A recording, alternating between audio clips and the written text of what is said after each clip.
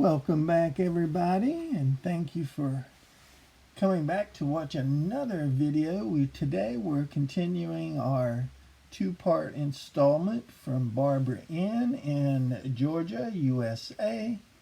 And today she continues her story with how she was called to preach. Barbara N. writes, I was attending a church that did not believe in women preaching, so when I announced my call, you could have heard a pin drop. The pastor at the time believed, and some of the people, but the denomination didn't, and when he let me preach, I know a couple of people left the church. I didn't want to answer the call at first. I was testifying from Romans 12, verses 1 and 2, about offering our bodies as a living sacrifice. When I sat down, God spoke to my heart. He was calling me to preach. I remember thinking, no, not me, Lord. I'm a woman.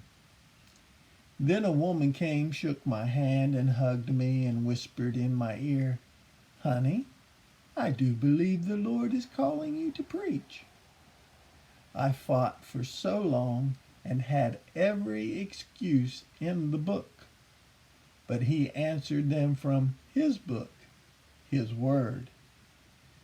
Now I told you he speaks to me in different ways. I had been wrestling with God, couldn't sleep. One night I woke up and looked out our bedroom window, and there was a light coming from the moon in the form of a cross. I just couldn't rest. Shortly after, I was lying awake in bed beside my husband who was asleep. I started talking to God. Lord, I am so confused, so tired, and you know how thick-headed I am. I have to know for certain it is you who is calling me and not just me. Please, if you want me to preach, please let something happen in this room right now. Show me, Lord. Those may not have been my exact words, but close. All of a sudden, my curtains fell down off the wall. It scared me to death, so I pulled the covers over my head as though I was hiding from God. Now that is quite silly. The Bible teaches he always sees us even if I go to the depths of the sea. My answer, yes, Lord, yes. I changed churches and settled in Clendenin Church of the Nazarene, where I received support and training. I was ordained in 2010 and continue to speak for the Lord as he leads me in what to say. You see, he set me free.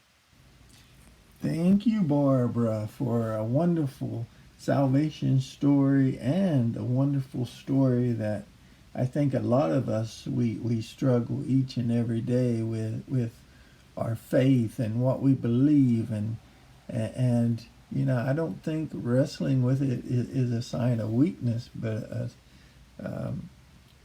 just evidence that we have that human nature there all the time that we're warring against. And it's just an amazing time to just grow closer to God and to hear his calling and knowing that it is God that's bringing you through this and winning that good fight of faith.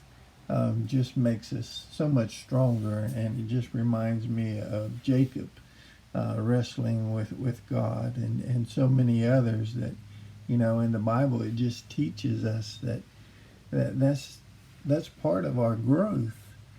And you know, I can remember Jonah, you know, running from God, and John the Baptist, you know, as on fire as he was for God when he's in prison. You know, he's questioning, is Jesus, the Messiah and everything. So, yeah, it's a continuing process in our transformation, I believe. But it's always going to be in the end. We just discern, is this God's will for our life, and we find that if it is, that it will prosper greatly. So we're just grateful and thankful for that. So, yeah, once again, we just thank you and just lift you up in prayers that God will continue to use you in every way possible, as he will with all of us. So we have coming up for you on Sunday, we have Sarah, who will give her testimony and sing one of her songs off of her album. How exciting is that? Janice will be bringing that to you from Manchester, England. So please tune in Sunday for that. We're excited about that. The views have just been amazing.